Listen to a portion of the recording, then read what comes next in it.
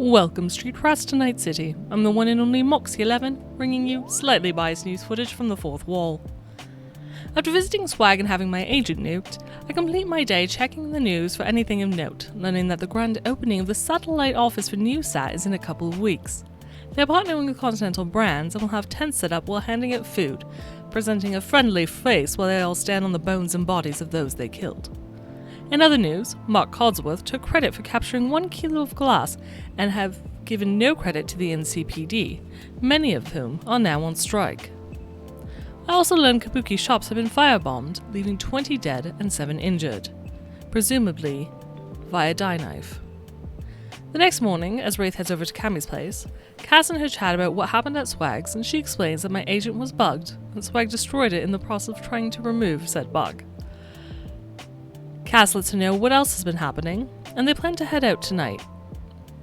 Once everyone is on the same page, I pick up Cass, we head to see Colt, grab the mesh to drop it and the Tiger Claw phone to Swag. Meanwhile, Cammy and Wraith call Jamalia to tell her we have a plan and to keep Rory at the apartment for a day or two. Fortunately, she tells us she found a note Rory left himself about Tokyo Star Mall in a place called Oishi. She mentions his pistol is missing. It doesn't take us long to put 2 and 2 together and realize that Rory is going to try and settle this himself. Located in Little Japan, the Star Mall is one of the only buildings from before the time of the Red left standing in the area. Oishi is a sushi bar.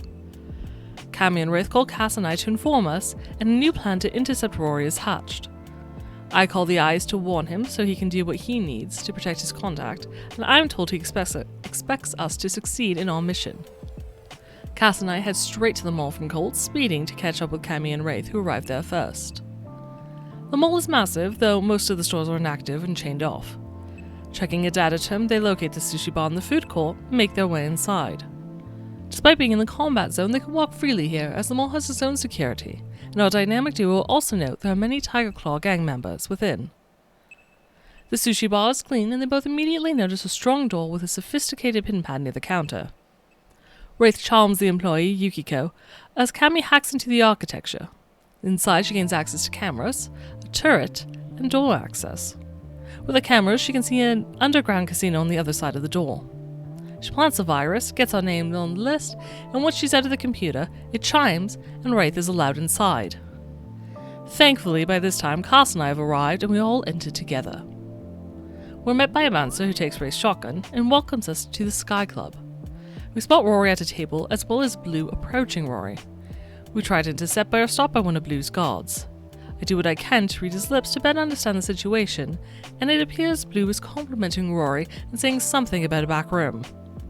Before the conversation continues, he excuses himself to approach us, where Wraith leads the conversation, inviting him and I to talk to Blue in private. Cass moves to intercept Rory at the poker table, while Cammy stays in the main room keeping an eye on things. Wraith and I head to the back with Blue, and I notice Thomas Campbell and Style and Jade playing a game together. Jade does a double take, but says nothing while Blue leads us into another side room, where Wraith explains that Sony has hired a hit on him. Blue informs us that Nomura was formerly a Tiger Claw who worked under him, and tells us to contact the sushi chef when we have more information. I explain that we need Rory, but Blue says Rory's fate is sealed. When I try to further explain without support from Wraith, the men won't let Rory go. Meanwhile, Cass gambles alongside Rory while talking to him, managing to beat him badly in a game, at which point Rory gets pissed, throws a small tantrum and storms out of the casino. Cass tries to follow but loses Rory in the crowd in the mall. Meanwhile, I tell the Eyes the interception was successful. However, Rory's still missing, with the Tiger Claws after him, putting our job with pawns at risk. To watch the story unfold live, tune into Saves vs. Death every Saturday at 10 PM Eastern at twitch.tv/Saves vs. Death. If you can't watch live, be sure to subscribe to the Saves vs. Death channel on YouTube so you can watch it as soon as the recording is released. Or you can always download it as a podcast. Stay safe, Cyberpunks. This has been your Night City Recap with Moxie 11.